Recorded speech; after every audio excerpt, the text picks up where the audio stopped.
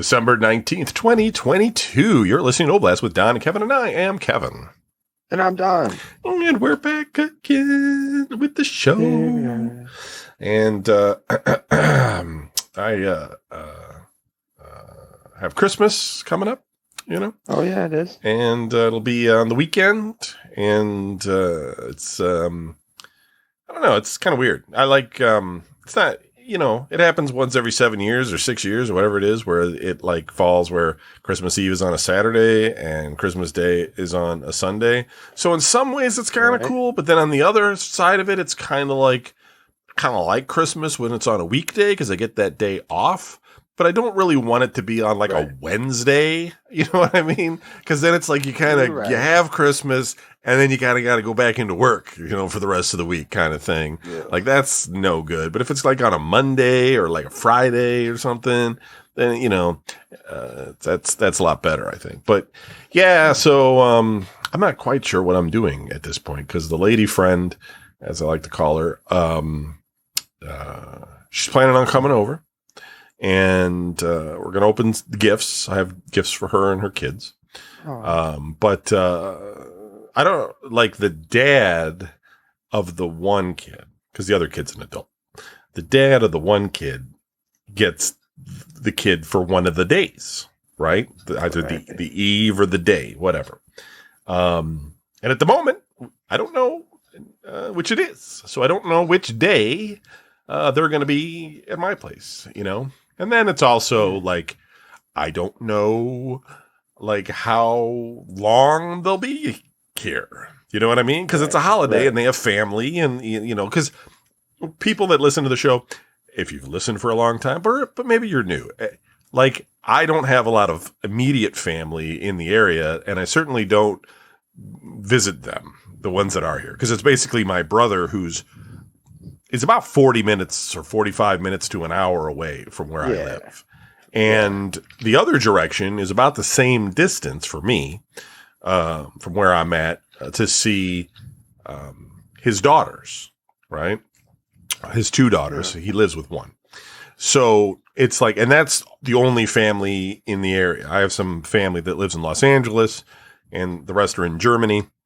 But, yeah, that's it. So, like, I'm not doing anything else. You know what I mean? And Don here, he knows because, like, most of the time, back in the day, let's say back in the day, but, like, not in the last 10 years or so, but, like, back in the day, Don and I would kind of hang out on Christmas Eve because we would go shopping for Don's last-minute gifts. We talked about that last week.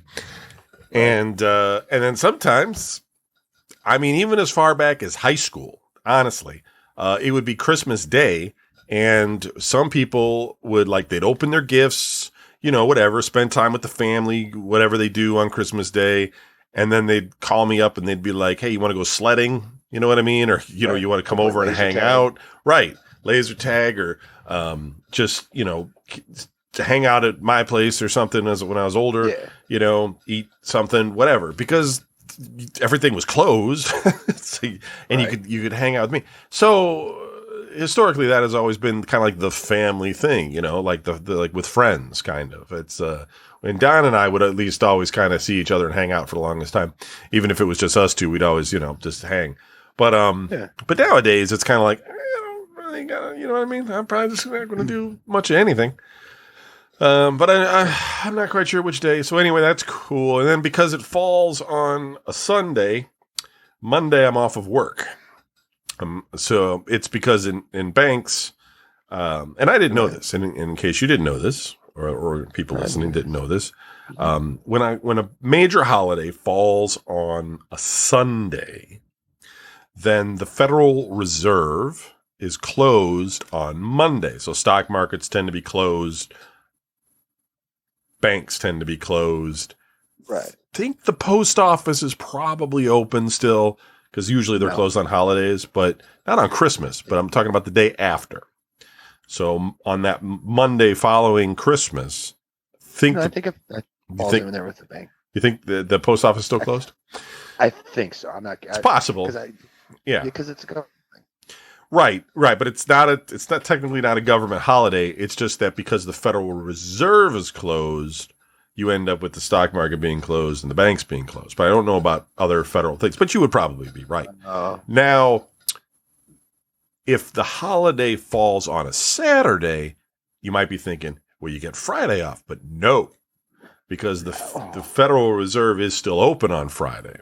So banks are still open on Friday. Instead, like, we get what they call a float day. So you can take the day whenever you want it.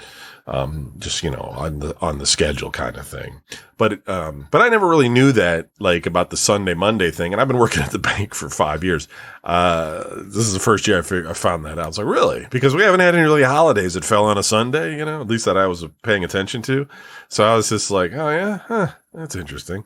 So, but I did take Friday off and I took off Tuesday. So I'm going to have a 5-day, which is kind of nice. I got some stuff to do for my second job though. So I'm going to be concentrating on that and cleaning stuff up around here and everything. And then tomorrow I'm going to go see that new Avatar movie in 3D, the IMAX. Yeah. I don't know. I mean, lady friend wants to see it. Taking her and one of her friends and I'm going to go check it out, I mean, whatever. I hear it's really long though. There's like 3 hours and 15 minutes or something. And then you figure there's some like 20 minutes worth of previews too. So it's going to be almost like, 3.5 hours or some shit. It's going to be a long one. I still haven't seen. I never saw the first one. Really? I think you mentioned that. Yeah. Yeah. I mean, it was cool when it first came out because of the 3D.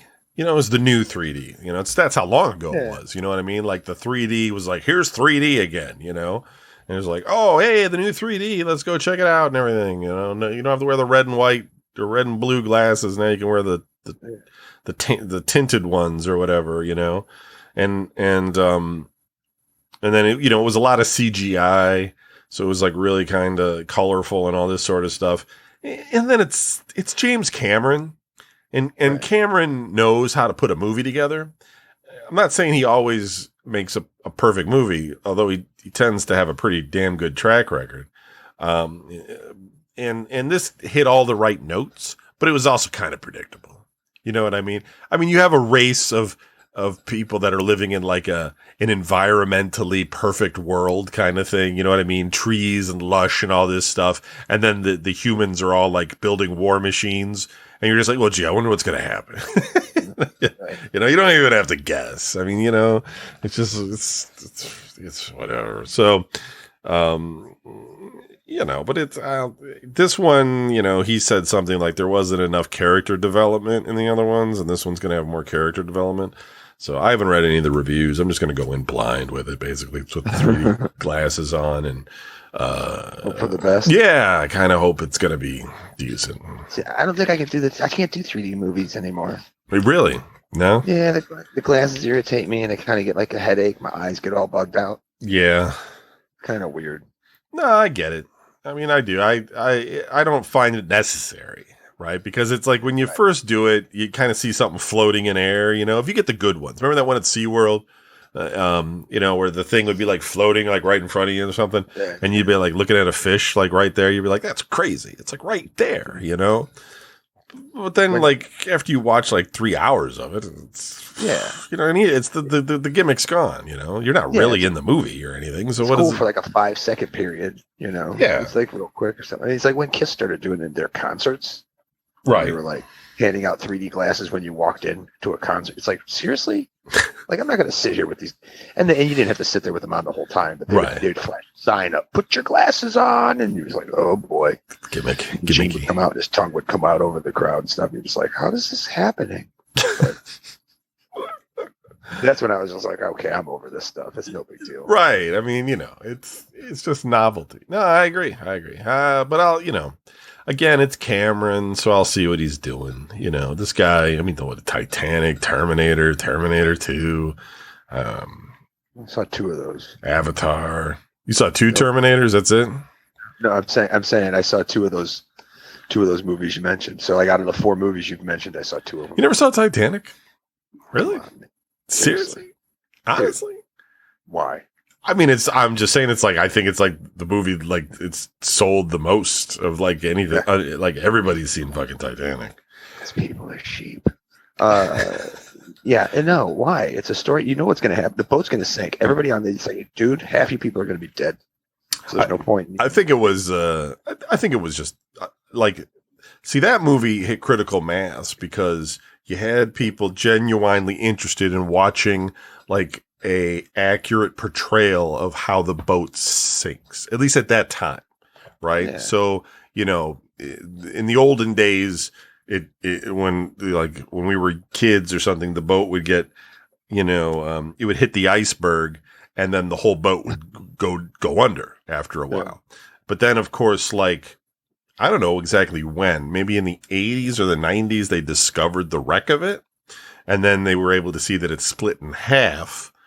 And, one part sank before the other part and everything. And so then they were able to, learn more about it because it was on the bottom of the ocean and then, they could find the information like pieces and look at the wreck and everything. Yeah. So, by the time Cameron does it, then now you're getting a more accurate representation and you can see all the special effects and everything. So there's that part of it, right? Then you've got Leonardo DiCaprio and Kate Winslet. So the girls, like the romance bullshit that's going on throughout the thing that most guys don't care about. So guys are watching the boat sink. Girls are interested in the romance. And then you got like the old people that like the Celine Dion song, My Heart Will Go On. And they're like, oh, I got to go see it because of the song. That's some shit my mom would have been into. And so you just have this perfect storm of yeah. It's just, ever since Twister. Yeah. That's when I was just spit out. I was just like, you know what? I'm done with movies just because.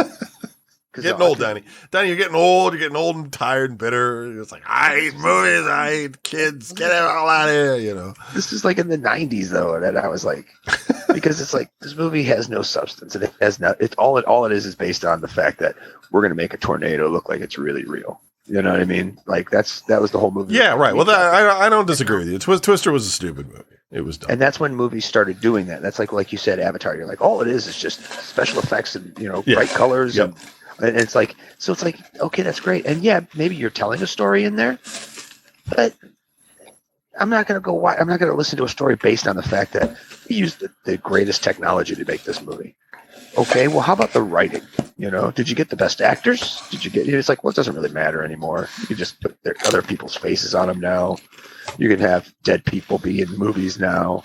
It's just like, I don't know. I guess I'm just bitter. No, it's all right. I mean, the thing about Titanic, I'm not big into romance or anything, but it's really kind of like the movie, the Titanic, the boat sinking is actually it's just like a side story to the main story with DiCaprio and Kate Winslet, because basically it's DiCaprio is a, kind of like a tramp kind of dude and gets on board the boat by winning a bet. And, he didn't win. And he's the kind of dude that's just living life, by the seat of his pants. He's just trying to, enjoy his life as he goes. He's just like, he won some tickets. He's going to go to New York. He's going to live his life. He's going to, have a good time. And whereas Kate Winslet is this rich girl, it's the pretty and pink thing, but rich girl, of course, who's about to get married to, what's his face? The Billy Zane. Yeah. Billy Zane, who's good at being a jerk. I like Billy Zane, even though like he never gets work and he's kind of weird. I just think, there's something about that guy I find entertaining. I have no reason to hate him, right. But I do. Yeah. I don't know why. It's because he plays an asshole all the time. But anyway. Go ahead. Yeah. So, and then, obviously they develop a romance as he kind of converts her to his way of thinking kind of thing. And then, of course, like, the boat sinks and yada, yada, yada. But it's, it's all right. I'm not telling you to watch it, but I'm saying it's got more substance than Twister, I guess is what I'm saying. Twister is just, you're totally right about Twister. Twister is just like a visual spectacle to show off the technology of the tornadoes that they made. And it has the stupidest plot ever, basically. A bunch of tornado watchers, and one tornado watchers are rich with like their black Escalades and everything. And they're like, we're going into the tornado. And they're like, no, don't you guys know there's a big tornado? We're not listening to you. Two of them are former lovers or something. Yeah, it's fucking stupid. With the special effects movies, they just base it all on the special effects and put in the old, just a typical Hollywood storyline.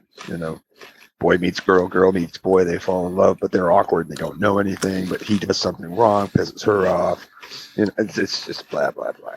I was watching Terminator, first one. And it's such a great movie. And it's not great just because of the special effects. They're not even that great. They're okay, right? And Schwarzenegger, he's playing a robot. He doesn't have he has a couple one-liners like "I'll be back" and stuff.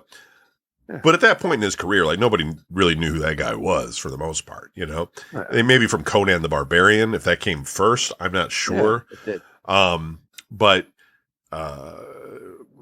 maybe but you know what I mean? He wasn't, I guess what I'm saying is he wasn't like some method actor at this point. He was a robot, you know what I mean? Like we didn't really care that much about what he was doing or anything, but you had this great storyline, right? Killer from the future trying to kill the mom of the thing, and the great story. The military guy comes back and everything. And it's like, it's filmed like, it's just, it's filmed in such a way like it's kind of inexpensive, I mean, probably all the explosions and shit wasn't inexpensive, but like it's a dude with guns. I mean, he's a robot, but it's a dude with guns coming for somebody. That's, the whole movie, and you're running away and the dude's coming for you, and that's the whole movie. And it makes that, and its simplicity makes it great. Where, like, when you get to Terminator 2, which is still, I think, entertaining because the story with the liquid robot becomes interesting. The liquid robot's interesting, but what's not interesting is the kid, right? Yeah. The kid, we kind of want the kid to die because we don't like the kid. We kind of like the robots. We kind of like Linda Hamilton, but like, the kid is just like the worst part of the whole thing. It's like, and they try to put that family thing in there, and the kid's like thinking that a robot can be like his father or something, and he gets emotionally attached to it and everything. And that whole side story just kind of, it just blows, it's like they're trying to Disney up the Terminator. It's just like, we're here to watch the killing machines fight. Like, how do you stop the liquid robot, It was like, that's what so the simplicity of the first one was great. The second one was kind of like it had that potential to be as great. I know it's so, like, if somebody looks at the statistics, it was way more popular in Schwarzenegger's career and everything. The second one did way more money than the first one did. But if you really compare movies, the first one's much better than the second film. The second film is, it's good, but it doesn't have that real basic, man versus machine thing going on. And that proves, and that's not, I'm not gonna say it proves my point, but I mean that lends to my point. Whereas the first Terminator wasn't technologically the most advanced movie, right? But because of the story and the acting and the actors, it became something. Whereas the second one had more, had a better. It was 10 years later or whatever, whenever they made it, and it's like. It had the better visual effects and everything, and the story was like, and the actors, you know what I mean, and the acting was like, mild. Right. So it's just like that's what Hollywood does now is they rely too much on the technology and everything, and just assume that everybody's gonna love it. Well, I think one of the problems that we're facing with movies is that we have these, and I'm with you on this. We have this technology and we can make special effects that are like literally amazing. Like no one's going to doubt. Like if you were to take any film that's with modern and take it back to the 80s or something and show people, they'd be like, how the fuck are you guys doing this in the 2000s and whatever? Like, well, computers got really fast. But I think the problem that we have is that most of what you can do with this technology is cataclysmic events, giant monsters, superhero movies, obviously making billions of dollars, things like Fast Five, guys, scenery. like race cars and shit blowing up. You know what I mean? Yes. But all of this has one thing about it. It's all really violent. It's violence, but Hollywood doesn't want to be rated R anymore because nobody goes to see rated R movies. They want to stay PG or PG-13 so that they can get families to go to the movie and pay money to pay the ticket prices to see the movies. So rated R films, when you go see them, they're either indie horror films that are real cheap to make or some kind of, independent, film about a bank robbery or some shit. You know what I mean? Like not super expensive. The CGI things are all in this muddy kind of, thing. Like you watch Twister, even back then, they're not ripping bodies apart with the Twister, right? You know what I mean? Like it'd be cool. Like they do it on Sharknado, you know what I mean, on TV, but that's tongue in cheek. But like in a serious film, like we talked about this before with the X-Men, right? Like, Cyclops could melt a guy in front of you. You know what I mean? Wolverine's got these fucking claws. He could just, rip guys' arms off. And they do a little bit of that in Logan.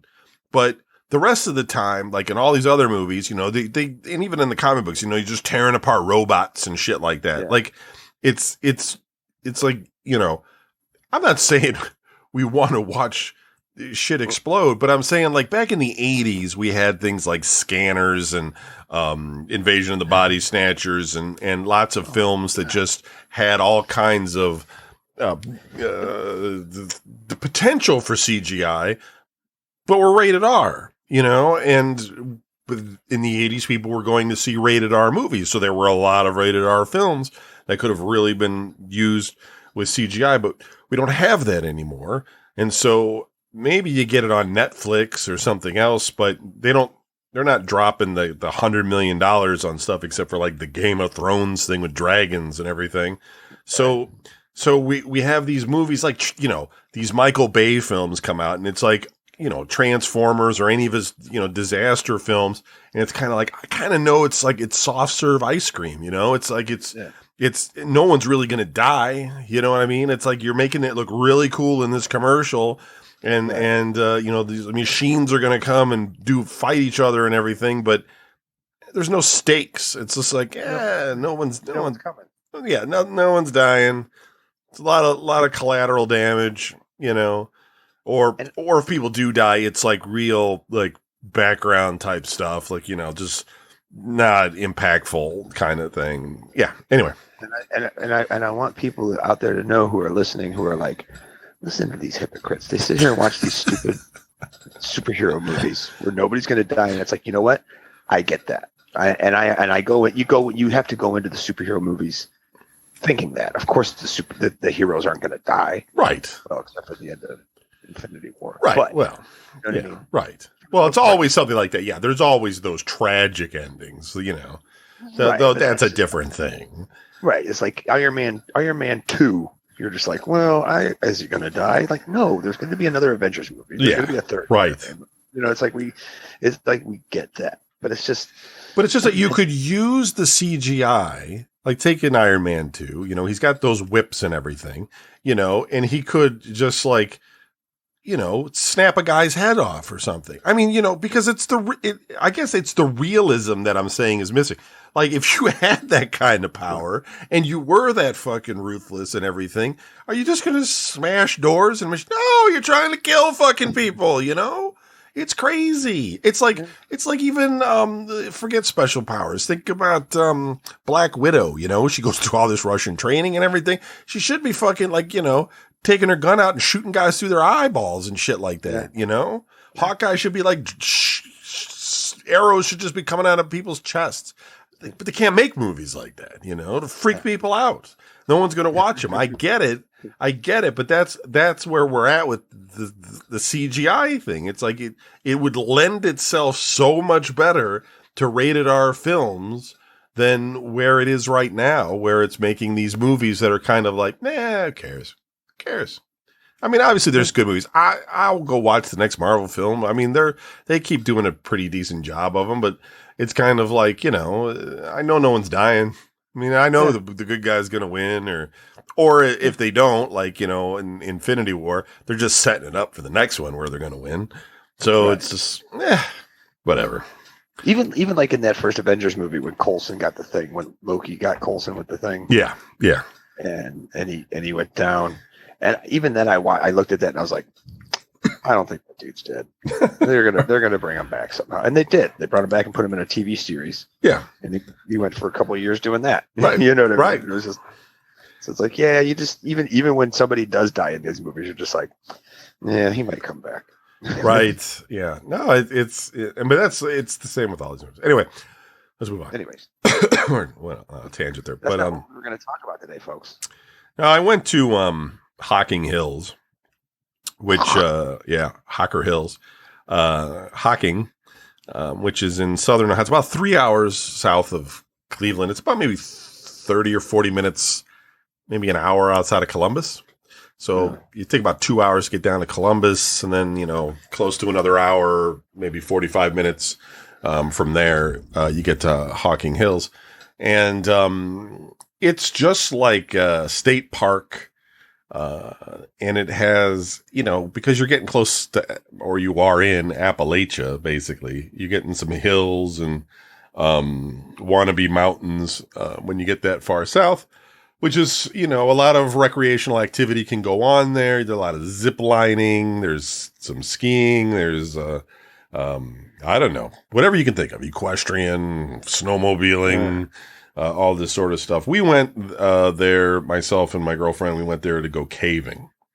So she likes to go caving, spelunking, as you might call it. But I'm not big into that, like myself. Like if I'm there, I'm enjoying it. Okay. I don't like the idea of being underneath earth that might kill me. You know what I mean? You don't want to be inside the earth. Yeah. Yeah. I don't want to be crushed or fall down some fucking well and get stuck and die. It happens. It's rare, but the back of my brain makes me think that shit's going to happen to me. So, you know, it's not my favorite thing to do. But anyway, we went to, she wasn't feeling well. She caught that cold that's been going around, or the flu or something, because her kid had it. So, but she was a trooper. We went to the first cave as soon as we got there, which was called Old Man's Cave. And I'm not quite sure where the cave is at Old Man's Cave. Neither does the Old Man Cave. It doesn't know where it's at either. Yeah, it's not like a cavern. It's just this trail through giant rocks, and you do go through some rocky tunnels. There's some nice waterfalls everywhere. There's waterfalls and some lagoon. There's like a lagoon and some streams. It's very pretty, and it's really nice. It's about a mile all the way through, lots of stairs. So it was nice, you know. There's not much else to really say about it, though. Like, nothing really exciting happened. You know, it's not like a forest fire broke out or anything. It was kind of cold, but it wasn't freezing. So then we went to our cabin. So I had a 4-person cabin rented for 2 because that's what was available. It was kind of expensive, but we wanted to go, and that's what there was. So I got that, and she goes to sleep early. Like, she's just the kind of person that she's one of those people that goes to bed at like 7 o'clock, and I'm not. I like to be up until midnight most of the time. Yes. And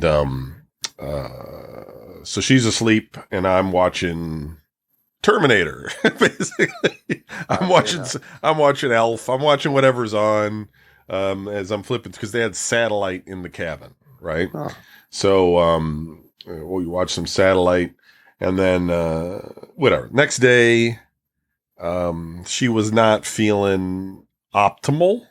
We were going to get up early and hit the 2 caves, the Whispering Cave and the Ash Cave, but she was not well, and we had to go to glass blowing at 2:30. So no problem, you know. ate some food, got ready, went to the glass blowing.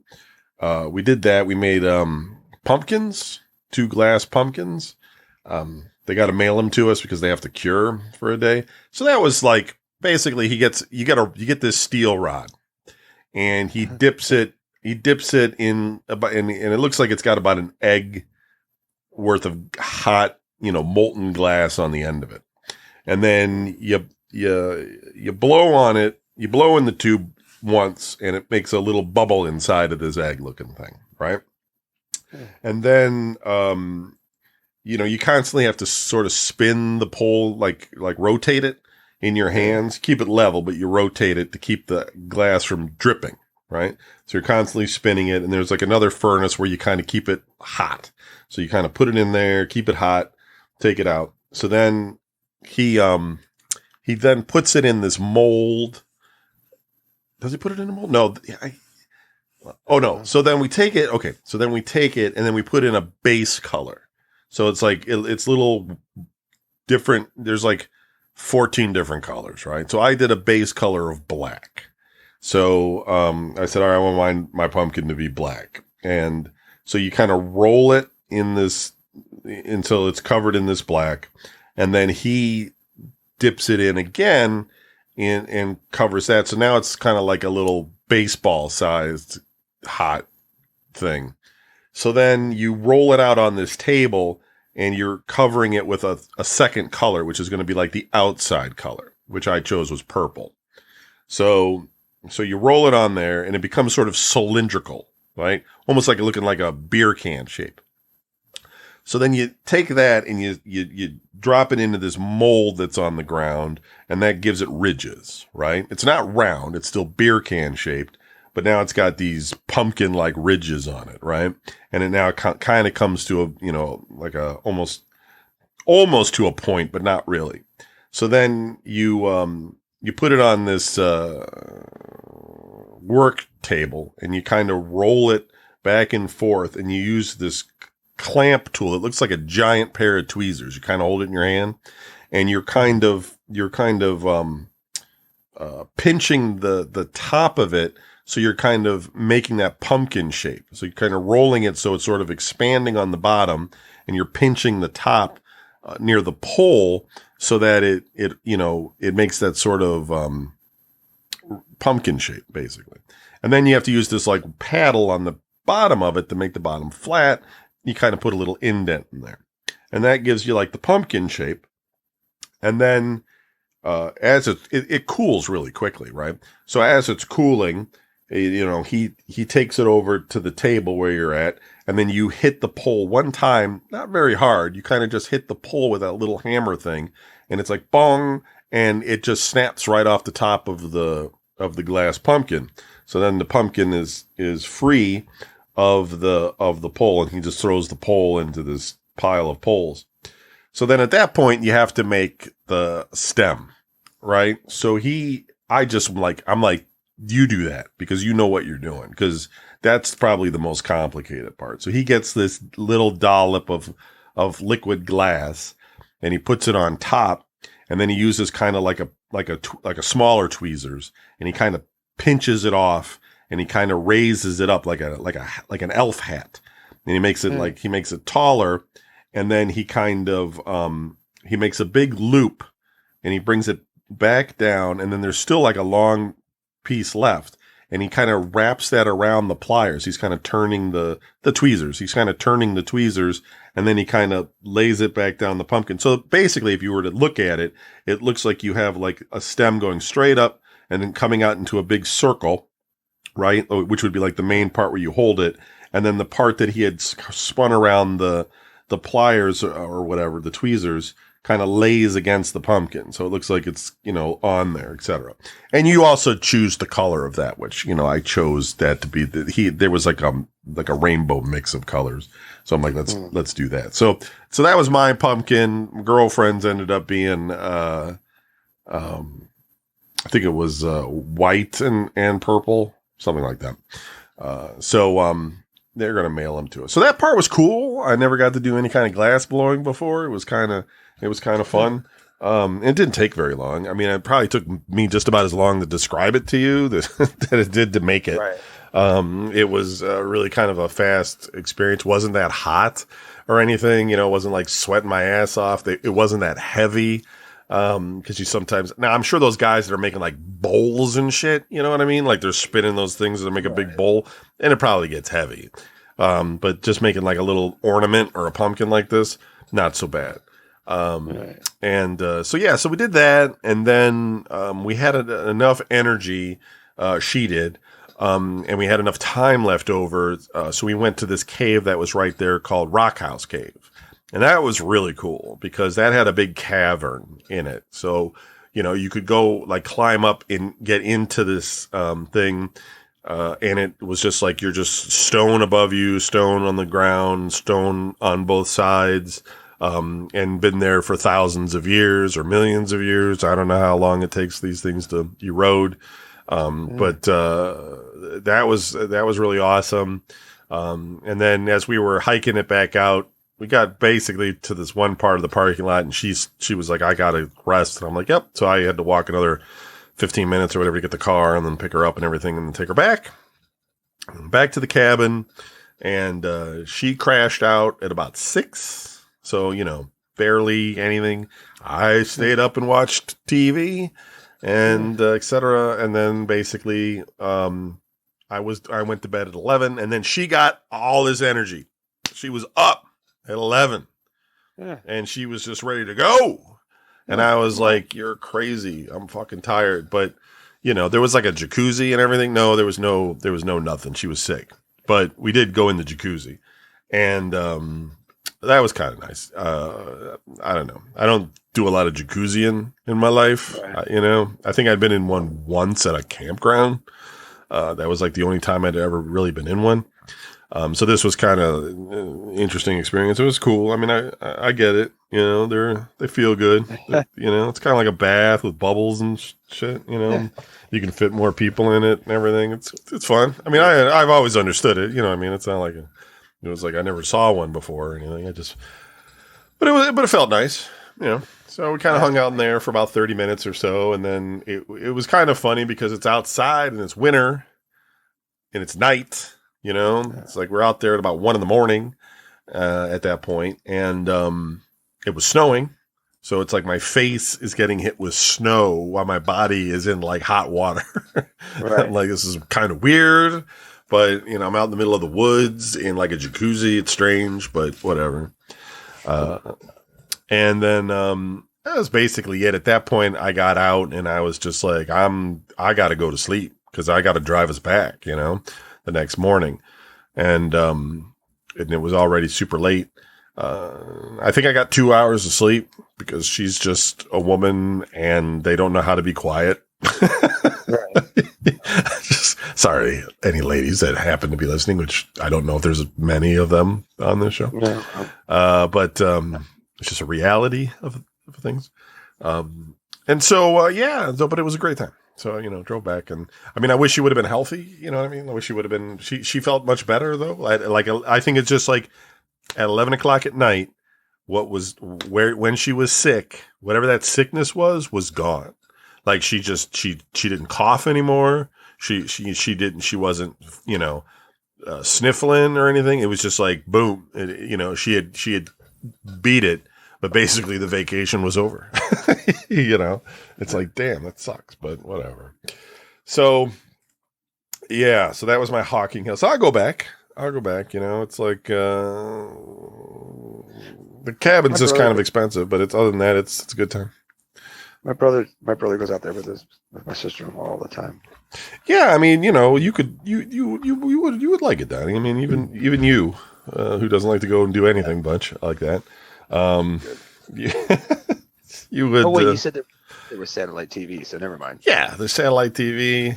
You can get It's like when I went on vacation to Scotland with my family. Yeah, all those years, go back in '94, and it's like everybody was like, we're going here, we're gonna go look at this, and we're gonna go do this, and we're gonna do that, and me and Bobby were just like, we're gonna stay home, and they'd be like, well, why are you guys staying home? It's like, because we're on vacation and we don't want to do anything, and we don't want to drive anywhere, we don't want to, you know what I mean? It's like we just want to sit and just relax and sleep. and do nothing. See, I totally get that. And you know, a long time ago, I went to this run fair kind of thing called Penzic out in Pennsylvania. Yeah. It's part of the Society of Creative Anachronists stuff, which I was not a part of. We were there as guests. And, but I was there for a week. It was called the Week of the War. And my girlfriend at that time, her family, her mom was big into ska. And it's the Society of Creative Anachronists. And so we were there as guests, and I was hanging out with her. But I was like, even at that age where I was still like, I was junior going to be a senior. So it was like summer before senior year. And I had been working since I was 15, right? Pretty much nonstop. I don't think I had a real week off. Maybe when I visited my mom, but I think that was later. Actually, I'm sure it was later. So, I mean, I don't think I had like a week off of no school and no work since I was, before 15, or whatever, 14 earlier. And even then you have like parents and people calling you and chores and things to do, you're not just going to sit here all day. Are you going to fold laundry or something? That kind of shit. Right. And so I distinctly remember sitting there, in front of my tent and thinking to myself, like, this is actually kind of relaxing because nobody can call me. There's no cell phones back then. Nobody can reach me. Nobody's going to give me something to do. No one's calling me into work. There's no homework to do. It's like, I'm here. This is it. This is just like, it's as basic as you can get. And now I can do nothing, right. just relax for a week and do jack shit. So I get it, man. It's nice. Love it. But yeah. So, I don't know, but that's at this point in my life though. It's like, I also feel like, I don't have many, days left in my life before I, I'm out of, opportunities to go do certain things, like, getting older, see, I'm 50 and people look at this and they're like, well, you're healthy and everything, basically. Yeah. And, you could live another, 30, 40 years, who knows, modern science and everything. I get all that. I do. But I also look at like the reality of certain situations. Like my dad stroked out at 55, and was dead at 57. My mom died at 68 of cancer, right? Fought it for a year, got it when she was 67, and fought it for a year and was dead at 68. So that's 18 years away, right? At my best shot. Yeah. 5 years away from my dad's situation. Now, my dad smoked and he had high blood pressure and he was overweight. But I have high blood pressure, I'm a little overweight. And I think I'm definitely, and I don't smoke. I'm definitely in better shape than he was. But you don't know for sure if it was cigarettes. It could have been genetic. You know what I mean? Right. Genetics take people down all the time. So it's kind of like, I don't know. I don't know how much time I got left. So it's kind of like, I better do anything I want to do now if I can, because eventually, as my brother likes to say he's always joking about like people that are really good at video games being the bedridden, the people that can't go do other things. They have to stay in bed because they're too sick to go anywhere. Like, I always think like that reality will eventually hit me where I'm too fucked up to go do stuff. I mean, you've had bad back pain. I've had bad back pain. We've had episodes about that. And I'm not going fucking hiking in Hawking Hills if I have that kind of thing hit me, Yeah. And eventually, I'm not getting better. I'm not getting healthier or stronger or anything, even as much as I eat better and I go to yoga and and go for my walks and everything. I'm getting older, so I'm going to get weaker and I'm going to fall apart. And if I get that kind of, my hip or, fucking whatever, my lungs gone or, I can't see anymore. I got glaucoma. All that shit's coming. It's all coming. And it's like, so I'm thinking I got to go do this shit now because I don't know how many years if I do last, where I'm just going to be sitting in a bed somewhere, unable to do anything, so it freaks me out. So I want to go do shit. I want to go do shit now while I got an opportunity. I feel like I wasted so many years, but it sucks because, people always tell you, and a lot of people can relate to this. People always tell you, you got to live your life like it's your last and all this kind of shit, spend your life, they make movies about this stuff, you should, change your ways and everything. But the reality is nobody has any money to do anything. Like, everybody's got to work their fucking jobs to just get by in life. Or, you could live like a total hermit and own nothing and just work all the time and collect that money so then you could go on some crazy, trip to the freaking Alps or some shit and, I don't know, talk to goats or whatever it is you want to do. But the thing is that most people, like, they're going to work and they're raising their kids and they're coming home and then they're too tired to do anything else. And they're not going to suddenly go on some voyage around the world and have an eye-opening experience because the reality of any of those movies or shows is that those people, there's no kids involved. You know what I mean? Like the kids are there going, Mom, I don't want to go, like you can't go and do all these things that they're trying to make eye-opening, but, and so that's the reality. Like, when we're young, we don't have the money to go do those things. And then when you do get some money, it's like you just want to get some stuff so you can enjoy where you're at because you can't go anywhere because you still got to work for another fucking 20, 30, 40 years. So it's like, you'd rather get a new stereo or TV or a couch or a car or something because like, if you have money, because, that's going to make your life a little bit more enjoyable, hopefully, as you continue to be a slave to the system. And, so it's like, it sucks. And so by the time most people get to a point where they can sort of enjoy retirement, they're too old to do anything, it's like you're sick or your body's worn out. And I look at a lot of our friends and I just think, man, these guys, like a lot of these guys are not looking good now. And they're like, basically 50, in 15 years when they're 65, they're all going to just be living off Social Security or maybe whatever their parents leave for them. Or they're just going to be too injured and too worn out to do anything with the rest of their lives. And it's going to be a combination of both, basically. And I don't know. And then some of them aren't even going to make it. Some of them aren't going to make it to 65 at all. So, yeah, I'm just doom and gloom. Keeps me motivated. Keeps me going, man. I went into work a couple weeks ago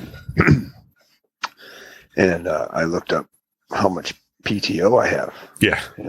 And I was like, oh my God. Paid time off. Yeah, I was like, I got 7 days. Woo! I'm like, that's not bad. I asked the manager guy, I was like, hey man, does this stuff like expire? Is there like, a time limit on this? He goes, yeah, it's like your anniversary, it resets or whatever. I was like, oh, okay, so I got till February. He says, yeah. And I said, okay, because I go, you know what? I said, I'll take a week off. And he goes, okay, when do you want it? And I just looked at him. Sorry, go ahead. He says, when do you want it? I was like, whenever. And he's like, well, what do you mean whenever? And I was like, just pencil me in one of these weeks. I'll come in. I'll get paid for it. And he's like, yeah, but which week? That's so funny. You're like, I don't care which week. And that's the thing is like you're saying is like, I'm sitting here thinking to myself, like, I've got nothing planned. I'm not looking to be like, okay, you know what? Let me try to schedule a trip and let me, right. And then I'll tell you what week that is, and then hopefully I'll get that week. You could, you could maximize it around a holiday, though, man. Like you get that Monday off on Christmas. You take the other days off, so then you get like 8 days, or you know what I mean. Oh yeah. But yeah, it's just, and even like when we went to New York, whatever that was. Right. That was great. Yeah. It was a great time. I had a great time. I appreciated all that, blah, blah, blah. Right. We had fun. And it's like, but even then, like I was taking 3 days off of work. Right. Right. And that whole trip, for like people who don't know, like that whole trip, I was like, can't spend any money. Right. Right. No. Oh, I know. I'm going to Comic-Con and I know I'm not buying anything. This was like, I'm just, you know what I mean? It's right. Like, but to be fair, everybody, like I sprung it on Donnie kind of last minute too. Like, well, yeah, and even if I had time to save up, I wouldn't have saved anything up because I'm stupid. So yeah, but I mean, it wasn't. That was funny. As soon as you got in the car, you're like, ow, my pocket's on fire, my leg's on fire, or something. It's like you had some weird combination of having a bunch of change in your pocket and a battery. Yeah, it was creating a current that was raising the temperature of the. It was all the change. Remember, I pulled it all out. I was like, "This is hot." All the change is hot. It was fucking funny, man. I was like, never seen that happen before. It was hilarious. Yeah. No, you don't have to pay for it. That's free entertainment there. That was good stuff. Yeah. You know, so stuff like that. Like I want to do more stuff like that. So, I'm gonna try. I don't like to fly, but I'm probably going to try to fly down to Florida and go to Disney World. We'll see. We'll see how I feel about it. I've flown a lot in my life, but I was on a plane that got hit by lightning at one point that kind of freaked me out. And I haven't really been flying much since. I did fly a couple of times after that, but not without a lot of medication. Yeah. And I, have to talk to my doctors about medication. Because I just have anxieties. We've all talked about that on this show, and flying is kind of like my kryptonite. I don't really like it. I'm not really concerned so much about the dying aspect of it. I don't want to die. So it's not really the fear of the dying part.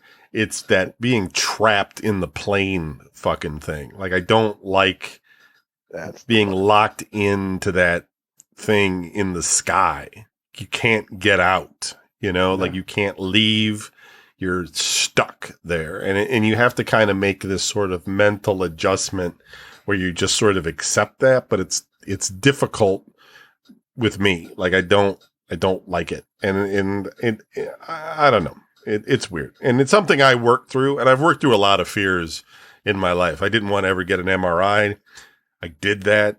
It was not enjoyable, but it wasn't that bad. Right? Like I got through it, but I was dealing with an enormous amount of anxiety in order to get through that. And I've done that, with hospital things where, they're going in and I had, ear cancer. How bad was it? Getting these, all sorts of things, going in the ER for blood pressure and for 2 days and dealing with all kinds of things like that, to take my anxiety up and down. And I fought through all these things to make these things happen. And air travel is the one thing that's still hanging over me. And I don't think anybody really enjoys it. It's not, maybe the people in first class love it. I don't know. But I think like anybody flying economy class, it's not like something people really run out and want to do. But it's necessary, really. It's the weird thing about flying, right? Because it's like you like if I want to get here to Florida, it's like I can go on a plane and get there in a couple of hours, 3 hours maybe. But if I want to take a car, it's going to take over 12 hours to get there. It's like the two choices you have. There's no high speed rail. It's not Japan. That's it. I wish we had teleporters and shit, although I'd probably be scared of those. But still, it would be like I would rather do that if it was instantaneous. I'd be like, I just got to run through that thing right there, and I'll appear on the other side. Yeah. Yep, that's how it works. What happens to me? We slice up your body and turn you in all these little mini things, send it through as a signal over their light speed, and then we reassemble you on the other side. Yeah, it sounds fucking horrifying. Yeah, I'll pass. But you're saying I can, instead of taking a plane, I can do that and be there in like a second. Yep, I'd probably do it.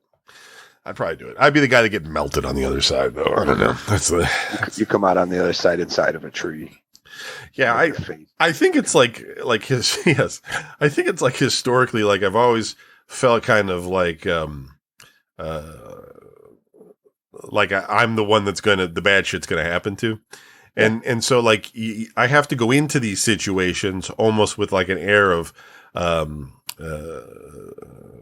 don't want to say skepticism, but sort of like a defeatist attitude. Like, like here, like it's going to happen, it's going to happen. I know it's going to happen. Here we go.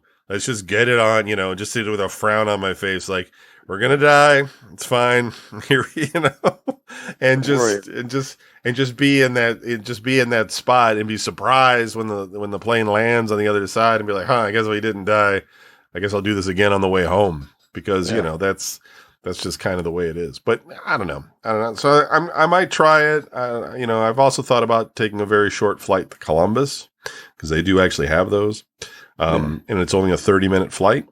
And that would at least give me some grounding to kind of decide if I want to. But the way I see it, like if I can get up in the air and fly one way or the other, it's not the distance. Like I said, it's really the experience of being trapped inside the plane. It's weird because I'm not going to, but if I had a parachute, which is totally useless, I totally get it. Like you're 30,000 feet in the air or whatever, you're going to freeze to death. There's no oxygen. You're going to die. I totally get it. But if I had a parachute, I wouldn't feel trapped. Like it's the strangest thing. So I would feel fine if I had the parachute because like now I have an escape route, right? It's a terrible escape route, right? But I have an option. But because I don't have a parachute, I'm locked in and now I'm trapped. You know what I mean? It's hard to explain, but it's like a psychological thing in my head, and it's like I don't know, but it would be funny to bring a parachute on board a plane. I'm sure they'd be asking you at the fucking like, what the fuck? What are you doing with that? Yeah, right. Like, why are you bringing that? Like, don't worry about it. Just let me go. Right. And here's the thing about parachutes is like, if you go on an airplane and they're like, there's a parachute underneath your seat in case an accident happens, right? You're just like. That's like, first of all, like, okay, I guess that's supposed to make me feel better. Second of all, I've never had any parachute training personally. Right. So on a plane and they're like, grab your parachute and put it on. I would be sitting there like, what? like I'm freaking out. The plane's going down. Probably can't breathe. You know what I mean? You're like flying out of your seat. And they're like, just put your parachute on. And you're just like, I'd put it on upside down probably. I'd be, you know what I mean? Yeah. Down to the ground and in my head. It would just be ridiculous. It's just like, it doesn't make sense. You know what I mean? Right. No, 100%. No, I completely agree with you. Like, I think the same thing. Like, I would have to either be wearing it at the time, and then would I know when to pull the ripcord, and would the parachute open right? But and then like, where would I land? Like, where would I could land in like a rock crusher or something. Like, it could be worse if like Deadpool 2 when the whole team jumps out of the plane and everybody dies. Totally, just and because they show people they're pulling those strings and they're controlling where they land. Like, I don't know how to do any of that. Like, I would pull the string and they would collapse the parachute or something. And I'd pull the string that would release the parachute. Right, it would unwind the threads. It would fall right out to my death or something. Weird. It's yeah. So I know. But I would never actually probably use it. It would just be like this option. If I just had some other option, like even if I read somewhere that it was like, if you sit in a certain position in your chair, you have like a pretty good chance of surviving from a fall. Then I would be like, all right, well, at least I've mastered this ridiculous position to sit in. So now I have an option, but it's weird because, when you're on a plane, the pilot's locked into that cockpit. You don't know that guy. You don't know that guy. You don't know what that guy's going to do. What's he going to do? You don't know. You hope that the other pilots are going to pay attention to him because maybe this isn't his day. He's had a bad day. Right. And maybe this is you get that pilot. You get the pilot that's going to fly the thing into the ground. And he's flying straight into a mountain because his girlfriend broke up. Right. Well, that actually happened. Did you see that one? That guy did that. The co-pilot was in the chair. The pilot had to take a shit or whatever. get a coffee, whatever he was doing. He leaves the cabin, and the co-pilot locks the door. You can't get into those doors. You lock that door, doesn't matter what you got, unless you got equipment that's not on the plane, like a blowtorch or something, you're not getting in that door. He locked it, and he let the plane full of passengers fly right into a mountainside. Killed everybody. And all you could hear was him breathing on the mic. It's horrifying. And that's, and then you got these other ones, MH370 that disappears but honestly, like whoever's in charge of the, the Aeronautics Association or whatever it's called, that whoever it is right now should get an award. Like they should give whoever it is, and no one wants to talk about it. But the reality is we haven't had a major airline crash in the United States since like that one in New York shortly after 9/11, a couple of years after, whatever it was, where there was ice on the wing and it kind of went straight down into some buildings. There's been nothing in like a decade or more. I mean, I can't think of anything. There's been no plane crashes. Now, I'm not saying there hasn't been some accidents, and they land and they bang into each other and, things like that happen. And there's been some kerfuffles on planes, fights and that kind of stuff. But in terms of like, because when you and I were young, in the 80s and in the 90s, I'm not saying it was every week or anything, but there was a lot of plane crashes, right? That you would hear about them every so often, planes going down. And it still happens overseas. You'll hear about, planes getting, especially in Russia and stuff, planes going down, or in South America. But in the United States, I mean, it's like right now, it's like statistically impossible. I don't mean to jinx anybody if you're about to take a flight, but it's like statistically impossible to get killed on a plane because like whatever it is, like whatever we're doing right now seems to be working because like, and the thing is like, other than air crash, the plane going down, like there could be lots of things that could be happening in the planes where the plane doesn't actually crash, but like an engine could fall off. That actually can happen, by the way. There's actually safety bolts on engines. Yeah. And if the engine vibrates too much, rather than it taking out the wing, the engine itself will break these bolts and the engine will fall off the plane. Well, as you know, we don't have a lot of engines falling into people's houses like in that freaking movie with Jake Gyllenhaal in it. But and so like there's lots of things that could go wrong with planes, and those things don't even happen. So like air travel. So like from a guy who doesn't like to fly, it's really not about the accidents because there really aren't any right now, which is amazing. It's freaking amazing, and there should be an award given out for it. But, it's more about the claustrophobia. Anyway, show's long. We'll talk about next week. We'll talk a little bit after Christmas on Monday. And then we'll talk a little about the next year, what we're planning on doing in 2023, how we think that's going to go. Exciting. It'll be a little bit predictory in everything. Are we going to have another pandemic? Is that shit going to roar back on us at some point? Or are we done with it? Is there going to be some new disease? It's these are the questions we're going to talk about next time. Write into us, oblast@vgn.us. Thanks for listening, everybody. Thanks to all our patrons for keeping the show on the air. We really appreciate it. And have a Merry Christmas. We'll see you guys. Well, you probably already have by the time you listen to this, but we'll talk to you guys next week. Peace. You've been listening to Oblast with Don and Kevin. If you'd like to write into the show, send an email to oblast@vgn.us. That is VGN as in video game news. And be sure to check out our Patreon page, which is at patreon.com/VGN, where you can get all of our shows, our videos, and some musings. Be sure to tune in each week for new episodes on our Patreon page or every other week on the public RSS feed that you're subscribed to now. Thanks for listening, and good night. Peace.